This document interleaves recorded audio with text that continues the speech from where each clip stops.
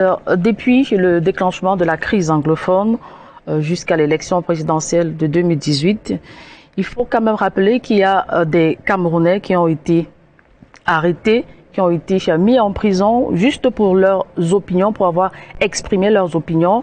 Je pense ici à Bibou Nissak du MRC, le professeur Alain Fogué, trésorier du Mouvement pour la Renaissance du Cameroun. Comment les États-Unis, terre de démocratie et de grande liberté, ne s'est pas exprimé sur ces appels à la libération? Bon, comme je le disais il y a quelques secondes en réponse à la question de votre collègue, le fait que le public camerounais ne voit pas tous les jours ce que nous faisons ou ce que je dis, ce ne veut pas dire que je ne le dis pas. Ça veut dire que peut-être j'ai fait le choix dans un tel cas d'avoir cette conversation avec les autorités en privé parce qu'on peut échanger plus facilement. Pour moi, aller au micro, dire « Ok, je pense que le gouvernement de Cameroun devrait faire telle chose, ça arrive à quoi ?» Si quelqu'un venait aux États-Unis et disait « Ah, le gouvernement des États-Unis doit faire ça », oui, cette personne a évidemment le droit de le faire et de le dire. Mais est-ce que le gouvernement va répondre bien, même chez nous? Et donc, on doit avoir des conversations productives. C'est ce que j'essaie de faire. Est-ce que vous pensez que votre stratégie, votre façon de faire, est-ce que vous pensez que ça marche? Parce que, comme Julienne le disait tout à l'heure, il y a qui sont toujours 41 personnes qui restent enfermées.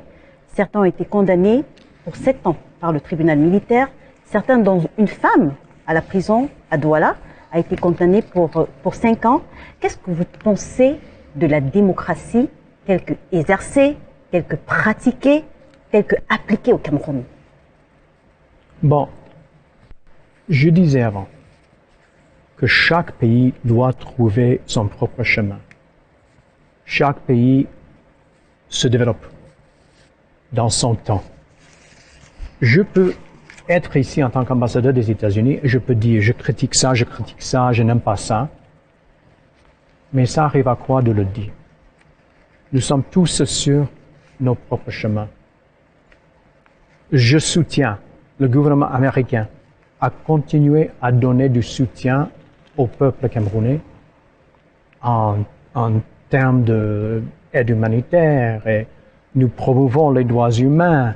Dans le cas des personnes dont vous parliez qui se trouvent toujours en prison, ce que nous voulons voir, non pas seulement pour elles, mais pour toutes les personnes qui sont en prison ici et partout dans le monde, c'est qu'ils aient le jour au tribunal dont ils ont le droit d'après les lois de son propre pays.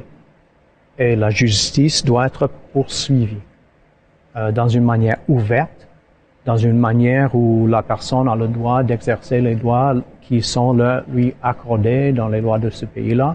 C'est ce que nous voulons.